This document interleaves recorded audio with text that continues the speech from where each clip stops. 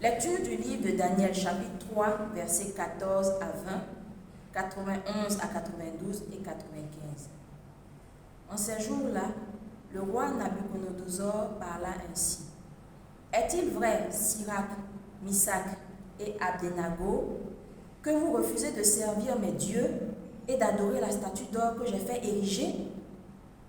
Êtes-vous prêts maintenant à vous prosterner pour adorer la statue que j'ai faite quand vous entendrez le son du cor, de la flûte, de la cithare, de la harpe, de la lyre, de la cornemuse et de toutes les sortes d'instruments? Si vous n'adorez pas cette statue, vous serez immédiatement jeté dans la fournaise de feu ardent. Et quel est le Dieu qui vous délivrera de ma main? Sidrac, Misach et Abdenago dirent au roi Nabuchodonosor. Ce n'est pas à nous de te répondre. Si notre Dieu que nous servons peut nous délivrer, il nous délivrera de la fournaise de feu ardent et de ta main, ô roi. Et même s'il ne le fait pas, sois-en bien sûr, ô roi, nous ne servirons pas tes dieux, nous n'adorerons pas la statue d'or que tu as érigée. Alors Nabuchodonosor fut rempli de fureur contre Sidrac, Misach et Abdenago, et son visage s'altéra. Il ordonna de chauffer la fournaise 7 fois plus qu'à l'ordinaire. Puis il ordonna aux plus vigoureux de ses soldats de ligoter Sidrac, Misach et Abdenago et de les jeter dans la fournaise de feu ardent. Le roi Nabuchodonosor les entendit chanter. Stupéfait, il se leva précipitamment et dit à ses conseillers, « Nous avons bien jeté 3 hommes ligotés au milieu du feu ?» Ils répondirent, « Assurément, ô roi. » Il reprit, « Eh bien, moi je vois 4 hommes qui se promènent librement au milieu du feu.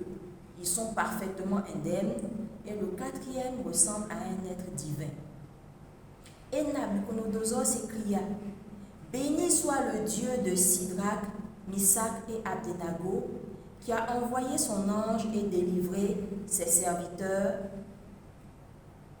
Ils ont mis leur confiance en lui et ils ont désobéi à l'ordre du roi.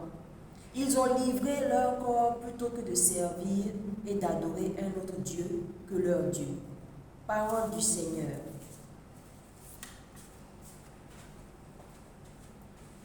Bonjour à tous et à toutes. Je suis Eva Coco, membre de la communauté de vie chrétienne de Côte d'Ivoire, CVX Côte d'Ivoire. Alors, avant de commencer à méditer sur ce texte biblique, je me mets en présence du Seigneur en essayant d'adopter l'attitude corporelle la plus favorable, la plus confortable pour la méditation. Je veille également à la quiétude des lieux et au silence extérieur. Je me prépare au silence intérieur en faisant taire en moi toutes les préoccupations qui m'agitent. Et après avoir lu et relu ce texte, cette portion du livre de Daniel, je médite sur la scène qui est décrite. Je demande au Seigneur la grâce de revisiter mon observance du premier commandement du décalogue et d'imiter Abraham, qui est notre Père dans la foi.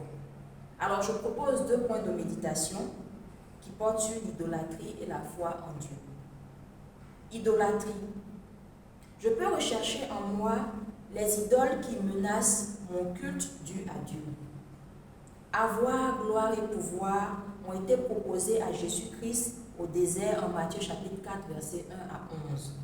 En tant que disciple du Christ, je suis également exposé à diverses suggestions telles que l'appât du gain, l'attrait d'une haute position sociale ou encore la course effrénée vers le pouvoir quoi qu'il en coûte. Comment je réagis face à ces sollicitations?